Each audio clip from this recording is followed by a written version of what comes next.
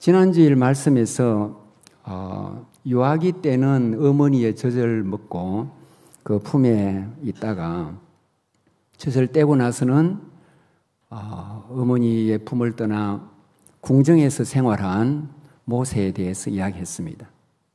근데 이와 비슷하게 산 성경 인물이 한 명 있는데 바로 오늘 설교의 주인공인 사무엘입니다. 사무엘도 젖 먹을 동안은 엄마의 품에 있다가 젖을 떼자마자 모세의 궁정과는 전혀 다른 곳이지만은 성전에서 나시린으로 어려서부터 자랐습니다.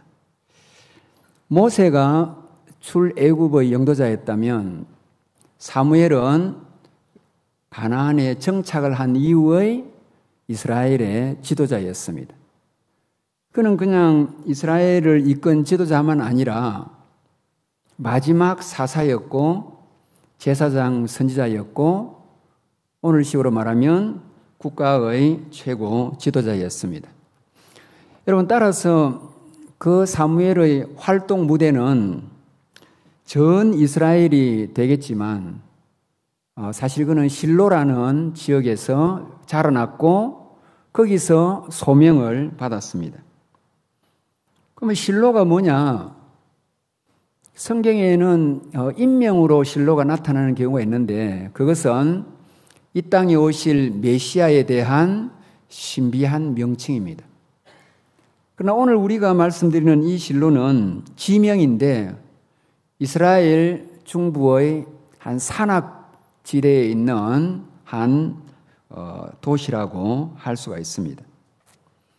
이 실로가 이스라엘 역사에서 무슨 의미가 있느냐 하면 이스라엘이 가나안에 와가지고 비로소 나라를 이루는데 그때의 첫 중심지가 이 실로였습니다.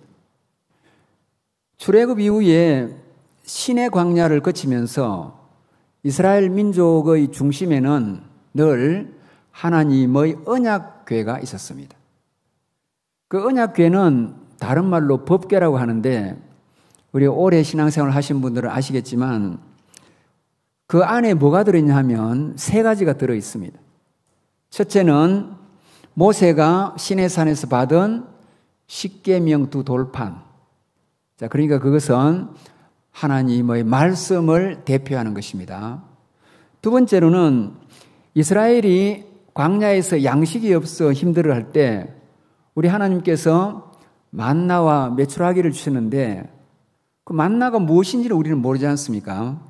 그런데 그 만나를 담은 황금 항아리 그게 들어있었고 마지막으로 모세는 정치 지도자였다면 종교적 지도자는 그의 형 제사장인 아론이었는데 그 아론의 쌍난 지팡이 그것은 하나님의 권위를 상징합니다. 자, 그러니까 이 법궤 언약궤 안에는 하나님의 말씀, 은혜 그리고 하나님의 권위가 들어있는 것과 같이 하나님 눈에 보이지 않는 하나님의 임재를 상징하는 겁니다. 여러분, 따라서 이스라엘 백성들이 늘 어느 지역에서 장막을 진을 칠 때는 한 중앙에다가 성막 또는 회막을 지어놓고 그 한가운데 언약궤를 두었습니다. 회막은 뭐가 회막이냐 하면 사람들이 회의하는 곳이 회막이 아니고 여호와 하나님이 이스라엘 백성을 만나는 장소가 회막이었습니다. 그래서 성막의 다른 이름인 것입니다. 이렇게 성막, 회막을 한가운데 두고 동서남북 양방향, 네 방향으로 이스라엘의 지파가 12지파니까 각기 3지파씩 한 방향에 그렇게 진을 치도록 했습니다. 자, 그러니까 이스라엘의 삶의 중심에도 이 언약궤가 있었습니다. 뭘 말합니까? 이것은 나라나 민족의 중심에 하나님에 대한 신앙과 종교가 있었다는 거고요. 좀 더 구체적으로 이야기하면 여호와 하나님이 그 민족과 나라의 중심이라는 하나님 중심주의 사상이 잘 들어있음을 볼 수가 있습니다. 자, 그러다 보니까 이제 가나안에 입성하고 난 이후에 이 언약궤를 과연 어디에 두어야 되느냐, 이 문제가 초미의 관심사였습니다. 언약궤를 두는 데가 종교의 중심지이기 때문에 제사를 지내기 위해서 1년에 최소한 3차례 이상 이스라엘 백성들이 그곳을 방문해야 되고, 그리고 그곳에서 이스라엘을 다스리는 곳이어야 했습니다. 그런데 가나안에 들어간 이스라엘 백성들은 망설이지도 않고 그 언약궤를 실로에다가 둡니다. 그럼 왜 실로에 두었을까? 그 실로는 에브라임 지파에 할당된 영역이었는데 그 에브라임 지파에 속한 사람이 모세를 이은 영도자인 여호수아입니다. 자, 그러니까 모세는 이스라엘 백성을 출애굽시키고 갔지만은 가나안에 입성하지 못했는데 그의 후계자 여호수아와 갈렙은 가나안에 입성을 하고, 특별히 여호수아는 민족의 영도자였습니다. 그러니까 그의 지파에 속한 이 실로에다가 성막을 이렇게 두었습니다. 여러분, 따라서 실로는 이스라엘의 첫 번째 수도에 해당이 됩니다. 그런데 지금은 이 수도가 어떻게 되었을까? 성지순례를 다녀오신 많은 분들의 보고에 따르면 지금은 성은 흔적도 없이 사라지고 앙상한 돌 무덩이, 그리고 돌담만 남아있고 그 위에 그 자리에, 성의 자리에는 많은 웅덩이가 발견된다고 합니다. 웅덩이는 뭘 의미하냐면 그것은 물 웅덩이로서 사람들의 식수, 가축의 식수, 그리고 가문 이스라엘 땅에 작물을 생산하는 데 필요한 수분이 공급된 곳입니다.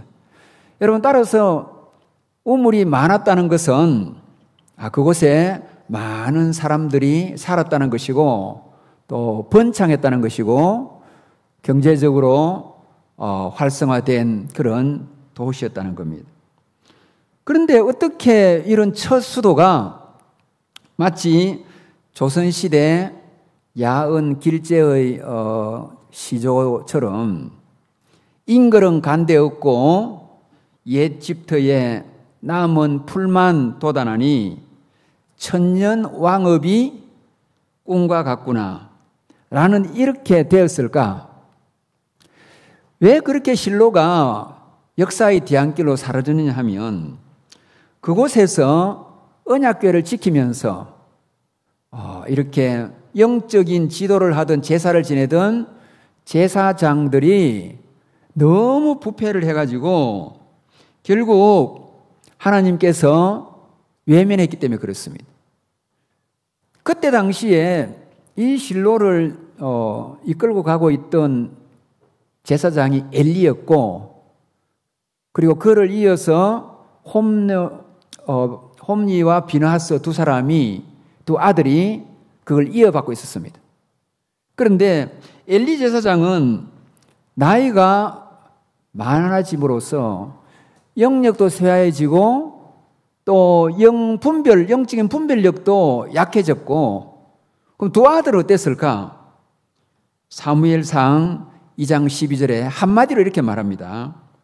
엘리의 아들들은 행실이 나빠서 여호와를 알지 못하더라. 여러분, 교회에서, 성전에서 제사를 지내고 하나님 말씀을 전해야 되는 제사장이 성경에서 뭐라고 말하냐면 여호와를 모르는 사람이다. 여러분, 어떻게 이런 일이 있을 수 있습니까? 그럼 여호와를 알지 못하고 뭘 알았느냐? 여호와 대신에 여자를 알았습니다. 그래서 성전에서 수종드는 여인들을 이렇게 범했고, 그리고 영의 양식은 모르고 육의 양식에는 눈이 떠여가지고 그 영안이 닫히면 육안이 열리니까 먹는 것은 밝히는 사람들이라서 제사를 지내기 위해서 가져온 모든 가축에 가장 좋은 살은 자기들이 미리 떼내가지고 그걸 먹었고, 하나님께 바쳐지는 예물은 중간에서 착복을 했습니다. 여러분, 이게 상상을 할 수 있는 겁니까? 자, 이러니까 그들이 드리는 제사를 우리 하나님이 어떻게 받으시겠어요? 참다 하나님께서 실로와, 이들은 물론이고 실로와 이스라엘을 끝장내겠다, 그렇게 하나님께서 마음을 먹으셨던 겁니다. 그러면 실로와 이스라엘을 끝장내기 위한 하나님의 진노의 방망이로 무엇을 사용했을까? 블레셋이라는 민족을 사용했습니다. 블레셋 이러면은 오늘날 뭐 팔레스타인하고 이름이 비슷하고 오해하는 분이 있는데 전혀 다른 겁니다. 오늘날 팔레스타인과 블레셋은 종족 자체가 다르고 언어도 본래 다른 겁니다. 그런데 이스라엘은 당시에 청동기 시대를 지나고 있었는데 이 블레셋은 철기 시대를 지나면서 굉장히 강력한 무기를 가지고 있었고 전쟁에 능한 민족이었습니다. 그러면 그들은 이스라엘 땅에 어디에 살았을까? 여러분, 요단강 건너편에는 모압과 뭐 에돔 이런 게 있는데 요단강 이편에 땅도 좁은데 그게 어디에 살았을까? 그들이 해안가에 살았어요. 여러분, 이스라엘 지도를 잘 관찰해 보시면 이렇게 폭은 좁고 지중해 연안을 따라서 길쭉하게 내려 있습니다.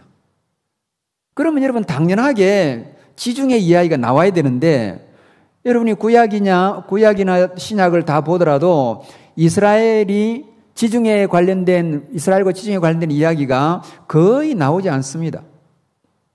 겨우 성경에서 바다라고 하면 실제로 바다도 아닌데 요단강에서 흘러내려오는 그 갈릴리 호수인데 그것을 달라싸 바다라고, 바다도 아닌 것을 디베라 바다라 하고, 그럴 정도로 이스라엘 백성들은 이 지정학적으로 이렇게 넓게 보지 못하고 그 조그만 땅덩이에 거기에 요단강을 강이라고 하고 그리고 거기에 갈릴리를 그걸 바다라고 불렀지 대해는 넘보지 못했습니다. 그러면 지중해를 끼고 있는 그 대해는 누가 살았을까? 고대의 해양 민족이던 페니키아족이 살았고, 이 페니키아족이 문자도 개발하고 종이 책인 파피루스도 개발하고 그리고 대단한 해양 강국이었고, 그 페니키아 옆에 붙어서 이스라엘 땅에 조금 버티고 살던 민족이 블레셋입니다. 자, 이 블레셋이 엘리 제사장 시절에 대대적인 공격을 해왔습니다. 그들이 아벡에다가 진을 쳤을 때에 이스라엘 백성은 에베네셀의 방어진을 구축하고 있었습니다. 그래가지고 1차로 전쟁을 한번 딱 했는데 이스라엘 군인들이 4,000명이 죽었습니다. 이제는 이스라엘이 블레셋에 대대적인 반격을 하겠다고 전 국민에게 총동원령을 내리면서 견고한 진지를 구축을 했습니다. 그래가지고 총동원령을 내리니까 홈리와 비느하스도 거기에 참전하게 되었고, 심지어 이스라엘 백성들이 이렇게 전쟁에 나갈 때는 언약궤를 들고 가면 아마 이길 수 있겠다, 하나님이 도와주셔서 이래 생각해가지고 언약궤를 앞장 세워서 2차전을 치렀습니다. 여러분, 어떻게 되었을까요? 이스라엘 백성들의 군인들이 3만 명이 죽었습니다. 몰살했습니다. 왜 언약궤를 들고 갔는데 졌을까? 언약궤는 이스라엘 백성들에게 당시에 마치 부적처럼 생각되어 가지고, 야, 이걸 무조건 들고만 가면 하나님이 이기게 한다라고 착각을 한 거죠. 그러나 정작 자기들은 제사 지내는 것도 엉터리로 지내고 온 나라에 그냥 종교 지도자들부터 부정과 부패가 심해가지고 이미 하나님이 등을 돌려가지고 지금 블레셋을 진노의 방망이로 사용하는데 부적처럼 들고 한 그 언약궤에 하나님이 어떻게 역사하겠습니까? 여러분 참고로 아시면 좋을 게 광야에서 이스라엘 백성들이 뱀에 물렸을 때 하나님이 놋뱀을 만들어 해서 쳐다보면 다 산다 그랬습니다. 쳐다보면 다 살았습니다. 나중에 그 놋뱀 어디 갔을까요? 이스라엘 역사에 계속 내려갔습니다. 근데 이스라엘 민족이 하나님은 안 섬기고 놋뱀에 가가지고 절하고 그걸 숭배하고 그걸 부적처럼 생각했어요. 그래서 하나님께서 히스기야를 통해서 놋뱀 그거 그냥 부숴버리라. 하나님이 산산조각을 다 내버렸다고요. 오늘 우리 이웃 천주교 신자들은 이런 성물 숭배를 많이 하고 저 동방정교도 성물 숭배를 해가지고 무슨 예수님이 진 십자가 나무 뭐 아니면은 선악과 나무, 예수님이 깔던 집, 예수님이 든 성배, 여러분 그것을 전설처럼 그래 지어내가지고 다 로마 황제 콘스탄틴 황제의 어머니 헬레나가 이스라엘 가서 가져왔다 해가지고 엉터리를 가져와 놓고 지어내가지고 천주교에서 그게 뭐 기사단이 지킨다는 중세 생쇼를 다 하면서 그 예수님과 관련돼 있다고 그걸 두고 뭐 댄 브라운이나 엉터리 최근에 세계적인 엉터리 작가들이 무슨 소설인 양 써내고 있고 사람들은 그게 현혹이 됩니다. 그게 다 엉터리입니다, 여러분. 여러분 하나님께서 그런 걸 두게 하지 않습니다. 하나님은 성경의 원보도 두게 하지 않는다고. 왜냐하면 얼마나 숭배하겠습니까? 무슨 예수님의 십자가가 나무가 있고 선악과 둥치가 있고 1000년이 넘었는데 예수님이 어릴 때 깔고는 짚이 어디에 있습니까? 다 천주교, 동방정교, 관광객을 끌어모으려는 이스라엘의 그러던 다 장난인데 하나님이 그걸 두시지 않는다고요. 다 정리했습니다. 여러분 그래가지고 완전히 이스라엘이 언약궤를 들고 갔는데도 참패를 해가지고 군인이 3만 명이 죽으니까 그 이스라엘이 통곡의 바다가 되었습니다. 남편을 잃은 과부들이 얼마나 많았겠습니까? 아버지를 어려서 잃어버린 고아들이 얼마나 많았겠습니까? 여러분 그 싸움에서 누가 죽었느냐? 홈리와 비느하스 엘리 제사장의 두 아들도 전사했습니다. 하나님이 죽게 했지요. 그 소식을 들은 엘리 제사장이 의자에 앉아있던지 너무 충격을 받아가지고 넘어져가지고 결국 그도 그 길로 세상을 떠나고 말았습니다. 그때에 이 엘리 제사장의 둘째 며느리 그리고 비느하스의 부인이 만삭을 하고 있었습니다. 그런데 전쟁이 끝날 즈음에 애를 낳는데 그 애를 이름을 붙이기를 이가봇이라고 붙였다. 뜻이 뭐냐? 여호와의 영광이 떠나갔다. 이런 비극의 시대였습니다. 그 이후로 어떻게 됐을까? 언약궤는 어떻게 되었을까? 언약궤 빼앗겼습니다. 블레셋에.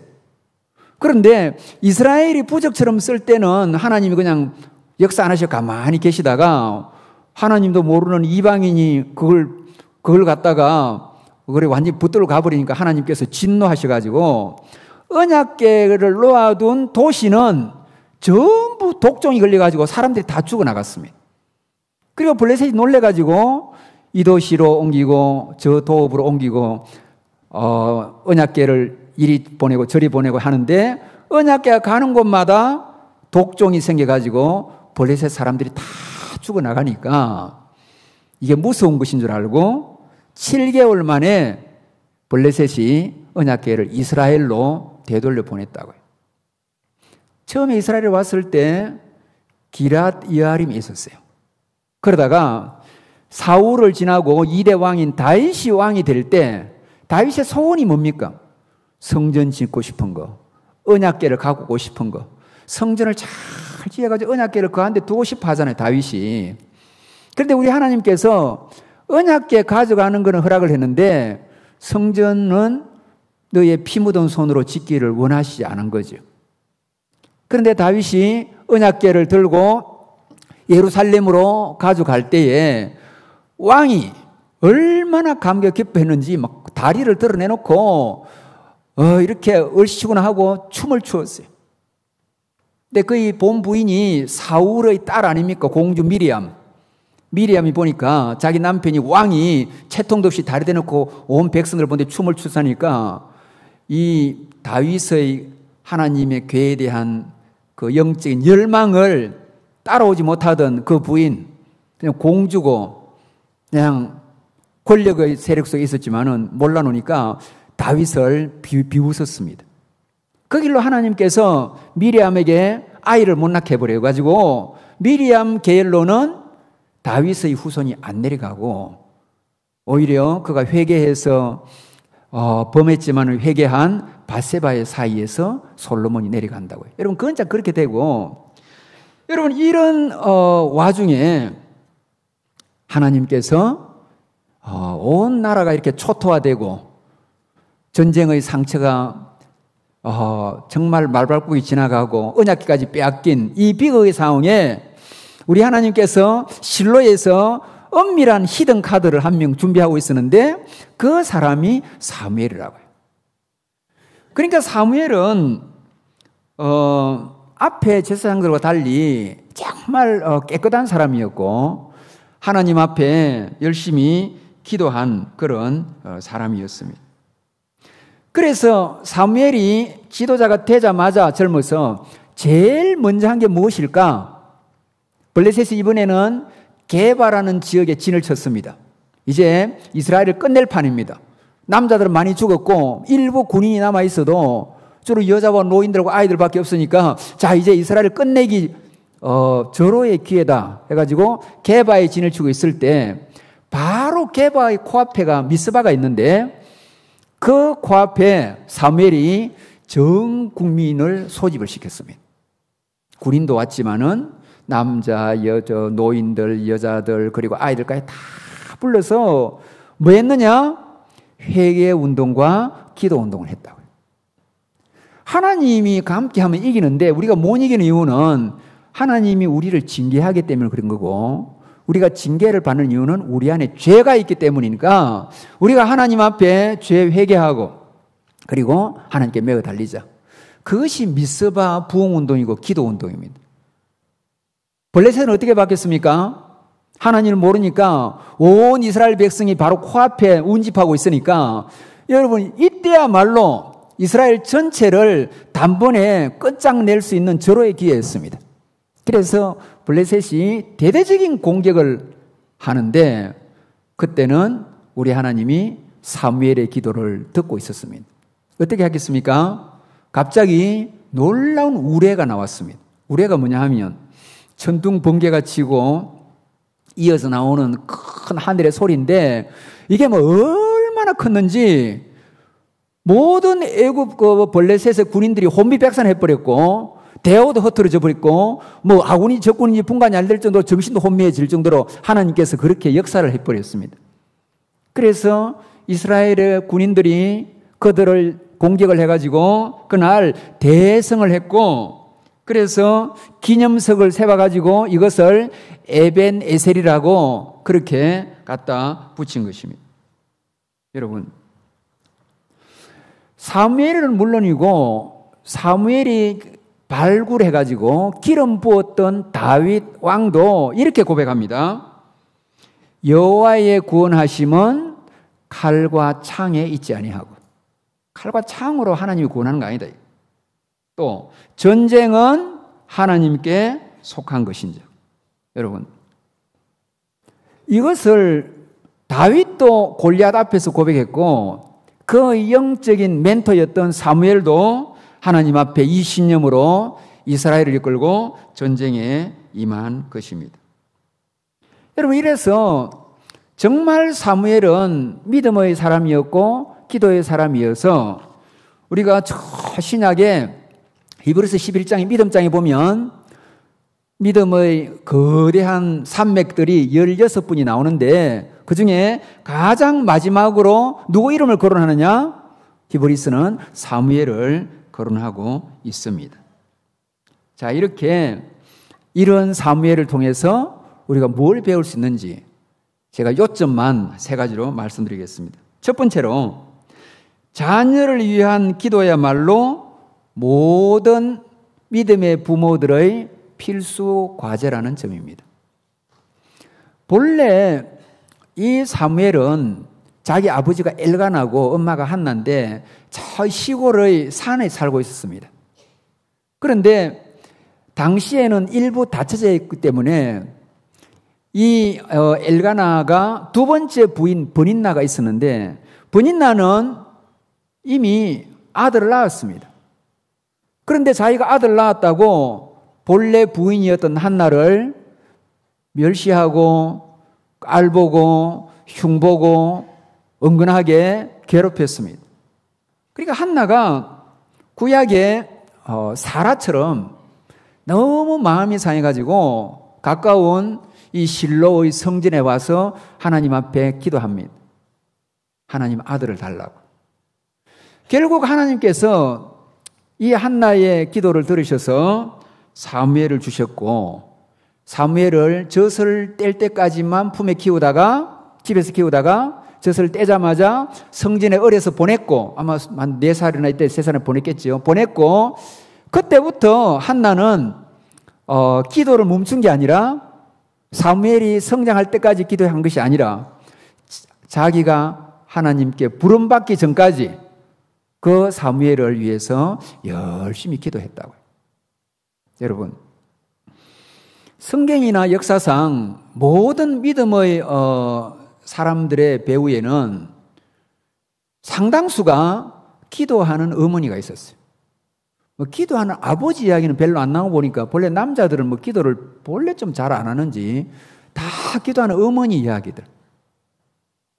여성들의 그 기도가 깊이가 있다는 거에 성경적으로 증명이 되니까 남자들 힘이 세다고 어깨에 힘주지 마시고 영적으로는 부인이 더 강한 겁니다.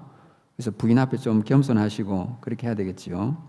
근데 여러분, 디모데의 어머니 유니게, 외할머니 로이스도 기도의 인물로 디모데를 낳았고, 지난주에 말씀드린 어거스틴의 어머니 모니카도 자기의 아들을 위해서 그렇게 기도했다고. 제 이야기해서 죄송한데 저희 어머니가 저를 놓고 나서 끝일까? 아닙니다. 평생 하루에 2번씩 교회 가셨어요. 집에서 기도할 수 있죠. 요즘 엉터리 신학자들은 예배도 하나님은 어디서나 예배를 보는데 왜 굳이 교회 가야 되느냐 이런 엉터리 소리 하는 사람도 있고, 하나님은 기도를 어디서나 들으시는데 굳이 교회 갈 필요가 있느냐, 그런 거 배우면 안 됩니다. 여러분, 그 엉터리입니다. 그건 다. 기왕이면 교회 와서 기도하는 게 좋고요, 예배는 반드시 교회 와서 드려야 되고요. 그런데 저희 어머님은 새벽 기도 가서 1시간 기도, 저녁 드시고 가서 1시간 기도. 그러니까 평생을 가셨어요. 단 한 번도 몸져 눕는 경우라 하더라도 억지로 가시고 이랬는데 비가 오나 눈이 오나 겨울이나 안 가신 적이 없어요. 그럼 저녁에는 교회 아무도 없지요. 그럼 교회 가서 기도하시는데, 저는 어머니가 이제 갔다 오면 가서 기도하는데, 저는 어머니만큼 열심히 안 되니까 저녁 기도는 가끔 갔어요. 근데 가보면 중고등학교 시절에 마루 위에 물이 흥건해요. 그 빗물입니까? 아니라고요. 저희 어머님이 기도한 눈물이에요. 그래요. 안 잊어지는 게 마루에 눈물을 얼마나 흘리는지. 그러면 그렇게 울면서 무엇을 기도할까? 대통령에서 기도 안 합니다. 하나님 믿는 사람이 기도하고 말지 뭐하러 기도 안 해요. 대통령을 위해서 기도해요. 나라를 위해서 기도 안 합니다. 인류 평화를 위해서 뭐하러, 인류 평화하고 자기하고 무슨 상관이라고 살다 죽으면 그만인데 기도 안 해요. 교회를 위해서 그것도 별로 안 합니다. 자기 장로도 아니고 목사도 아니고. 뭘 위해 기도하느냐? 저를 위해서 기도. 99%가 저를 위해서 기도. 1%는 딸을 위한 기도. 99%는 우리 누님이 있으니까 누님이 들으면 죄송한데 1%는 누님을 위한 기도, 99%는 저를 위한 기도. 여러분, 그럼 이렇게 생각했지요. 야, 기도가 이기적이다. 아닙니다, 여러분요. 기도가 이기적이라 하는 사람은 그건 기도를 모르는 사람입니다. 기도는 이기적일 수밖에 없어요. 어떻게 여러분 신약에서 나사로 살달고 매어 달린 마르다와 마리아가 그게 여러분 뭐 우리 오빠 살려주세요. 이기적인 기도, 자기중심 기도하는 거고, 귀신이 들려가지고 뭐 불에도 들어가고 하는 귀신 들린 딸을 갖고 있는 엄마가 예수님한테 매어 달릴 때 우리 딸 살리느라고 막 제자들이 쫓아내도 예수님 붙들고 난리통을 피우지. 여러분 그게 무슨 뭐 이기적인 기도, 그게 어디에 있습니까? 기도는 다 내가 존재의 벼랑에 서가지고 아무런 인간적인 도움도 뭐 별 없고 되지도 않고 완전히 지금 낭떠러지에 떨어지는 그 순간, 늪에 빠지는 그 순간 진짜 하나님 살려달라고 엎드리고 매달리고 떼쓰는 건데 당연히 자기중심적입니다. 기도는 자기중심적일 수밖에 없습니다. 그리고 그거는 정당한 겁니다. 왜냐하면 하나님 앞에 자기 문제를 지금 해결해야 되는데 먼저. 그러니까 인류를 위해서 뭐 나라를 위해서 그런 고상한 기도 하기 전에 제발 자기 기도, 자기 자녀 기도, 그게 우리의 책임입니다, 여러분. 자녀는 엉터로 귀하고 별로 안 하면서 뭐 대통령을 위한, 나라를 위한 기도, 그건 뭐 하는 겁니까 도대체? 자기 위한 기도 해야 된다고. 자기를 위한 기도, 그리고 자녀를 위한 기도, 없으면 손자녀를 위한 기도, 자녀가 없다 교회 아이들을 위한 기도 오늘 오후에 한다니까 그래 해야지 여러분요. 여러분 기도는 신사들의 멋있는 폼이나 승려들의 멋있는 자태가 아닙니다. 기도는 망가지는 거고요, 깨어지는 거고, 기도는 엎드리는 거고, 기도는 그냥 뭐 부러지는 겁니다, 여러분. 그게 하나님의 보좌에 상달되는 기도라고요. 근데 우리는 요즘 맹숭맹숭 기도하고, 그리고 막 고만고만 기도하고, 물론 공동기도 할 때는 여기서 우리 장로님, 권사님, 집사님한테 공동기도 할 때는 교회를 위한 기도, 나라를 위한 기도, 인류를 위한 기도 하셔야죠. 당연하게 그건 하셔야 된다고. 그걸 말씀드린 게 아니라 개인적인 기도를 할 때는 1차적으로 우리의 과제는 자녀입니다. 그렇기 때문에 여러분 뭐 나이가 들었다고 장가 시집 갑니까? 그래가지고 언론을 해가지고 애 놓습니까? 그 여러분 하나님 앞에 사는 사람들은요 그게 아니고, 우리가 자녀를 믿음으로 키울 자신감도 없고 준비가 안 돼 있으면 우리 집에 아이 주십시오 그러면 안 됩니다. 그러면 하나님께서 이 세상에 보낼 영혼을 진짜 믿음에 잘 자랄 수 있는 그런 집안에, 그런 부모 밑에 보내야지. 우리 뭐 돈 있다고, 우리 좀 살림 산다고, 우리 결혼했다고 애 얼른 해가지고 한번 해보자. 아니라고요. 부부가 준비가 되어가지고 하나님 앞에, 하나님 세상에 보낼 영혼 중에 우리 집에 한 영혼 보내주시면 우리가 하나님 뜻에 맞게 기도하면서 애를 키우겠고, 애를 위해서 평생 우리가 기도하겠습니다. 그래, 주십시오. 이게 정상 코스라고. 그렇게 하는 게 믿음의 사람들이 결혼하고 자녀를 가지려 하는 신앙적인 그런 태도인 것입니다. 그래서 여러분, 우리 하루의 주 업무, 평생의 주 과제가 기도가 되시기를 주의 이름으로 축복합니다. 두 번째로는 부모에게서, 기도하는 부모에게서 기도하는 자녀가 나옵니다. 여러분, 자녀들은 잔소리 한다고 절대 부모 말 안 듣습니다. 뭐 그것은 우리 모두가 실패해 본 경험 아닙니까? 애들은 부모는 뭐 존경도 하고 사랑도 하지만은 너무 친하고 너무 가까이 보고 있기 때문에 부모의 말을 별로 권위 있게 듣는 애들은 드뭅니다. 혹시 그런 애들이 있다면 그건 진짜 좋은 아이들이고요. 안 들어요. 아무리 훌륭한 사람 집에 애들이 자기 아버지 이야기를 듣습니까? 안 듣는다고, 여러분. 뭘 배우느냐? 부모가 잔소리하는 거는 애들이 안 듣고, 부모의 하는 행위나 삶의 모습을 보고 그걸 배워가는 겁니다, 여러분.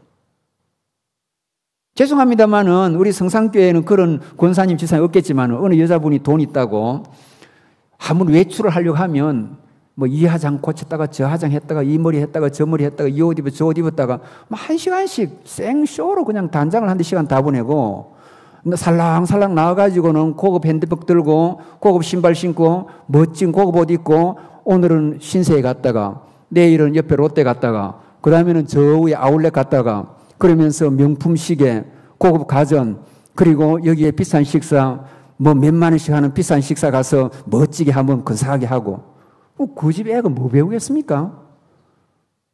죄송합니다만 그런 집의 딸은 볼 거 없습니다. 예외도 있겠지만은 되게 저것만 닮은 거예요. 그게 되게 볼 거 없어요. 뭐 저것만 비슷하게 닮아 살아가는 거죠. 성상계는 제가 없다고 말씀드렸습니다. 오해하지 마시고. 그런데 만일에 엄마가 집에서 흔들어자에 앉아가지고 성경을 보든지 책을 본 모습을 애가 어렸을 때 봤다. 야, 그러면은 그 애는 이미 교양인입니다.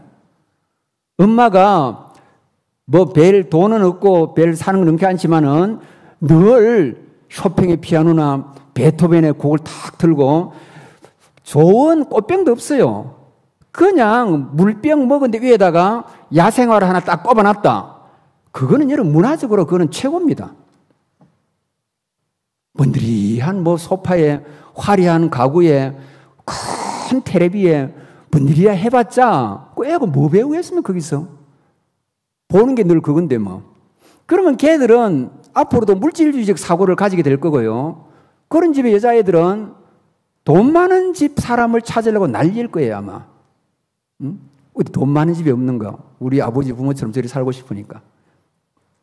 그래서 여러분 우리 사회라는 게 얼마나 웃기는 보면 조금 재물이 있으면 금수저요. 저는 이런 용어를 참 싫어하는데 조금 없으면 흙수저요. 여러분 아닙니다. 세상적으로 봐도 재물이 돈이 있다고 금수가 아니고요. 재물이 중요한 게 아니고 그 사람의 의식 수준, 그 사람의 가치관, 그 사람의 교육 수준, 그 사람의 교양 수준, 그 사람의 문화 수준. 아까 이야기했죠. 간내도 들꽃 하나 꽂고 베토벤을 듣는다. 그거는 문화적인 최고 수준입니다. 그거는 여러분요. 그 집 아이들은 돈 많은 집에 금수로 자란 애들과 비교가 안 되게 정말 좋은 애들이라고 볼 수 있어요. 누가 그렇게 가르치는 겁니까? 부모가 그걸 보여주는 거라고요. 여러분이 새벽기도, 가정예배 드릴 때 경험 다 했을 거 아닙니까? 엄마가 손을 이렇게 모아서 기도하면 3살, 4살짜리 아이가 엄마를 가만히 보고 자기도 손 모읍니다. 여러분 기도하다가 실눈을 뜨고 애가 어떻게 하는지 보시라고요. 지도 손 모아요. 뭐 별로 반응이 없는 거 보니까 가정예배를 안 드리시는지 모르겠는데. 여러분이 가정예배 드릴 때 뭐 몸을 이렇게 흔든다. 가만히 눈을 뜨고 애를 한번 쳐다보라고요. 애도 흔들어 이렇게 해요. 부모 하는 걸 보고 배운다고요. 그러니까 한나가 그렇게 기도하니까 뭐 사무엘은 본 거 아무것도 없습니다. 그 집안이 뭐 배운 집안입니까? 아니라고요. 그냥 사무엘이 엄마한테 배운 거 다른 거 없습니다. 하나님 앞에 무조건 기도하는구나. 기도해야죠. 기도해야죠. 그러니까 이스라엘 민족을 완전히 그렇게 위기 중에서 그가 건져낸 것입니다. 여러분 세상 사람들도 하나님 안 믿는 사람도 고상한 사람들은 고상합니다. 제가 다른 앞에 예배 시간이 없어 안 했는데 마지막 시간이니까 얘기하는데 다산 정약용 제가 참 좋아하고 제가 뭐 강진 그 귀향한 데도 가보고 다 가봤는데 그 다산 초당도 가보고 다 가봤는데 정약용이 천주교 신자 아닙니까? 그리고 박해를 많이 받았고 귀향도 엄청 갔고 그 형 정약전도 가고 이랬는데 죽을 때 세상 떠날 때 아들을 불렀어요. 아이 둘인가 그걸 불러가지고 이렇게 말합니다. 이 아버지가 너희에게 물려줄 논 한 마지기 밭 한 떼기 없다. 그런데 내가 너희에게 물려준 건 두 가지인데 하나는 근이고 근면한 거, 부지런한 거고 하나는 검이다, 검소한 거다. 아버지는 평생 부지런했고 검소하게 살았다. 너희가 만일에 근면 부지런하고 검소하게 산다면 왜 너희에게 어려움이 있겠느냐. 재물도 들어오는 거고 너희의 삶도 형통해지는 거고. 여러분 조선 선비도 이래 가르친다고요. 우리는 여러분 흔히 생각할 적에 자식이 행복하기를 원하니까 나 살 건 있는데 자식이 행복해야 되니까 쟤들한테 물려줘야 되겠다. 이래가지고 뭐 돈도 많고 한데도 좀 더 돈 버는 곳이 없는지 좀 더 뭐 어디 뭐 좀 이렇게 뭐 없는지 그래가지고 애한테 물려주지요. 그 애가 행복할까요? 여러분 재물이라는 기차를 타고 행복의 종착역으로는 갈 수 없습니다. 특별히 믿음의 사람들은 더 그래요.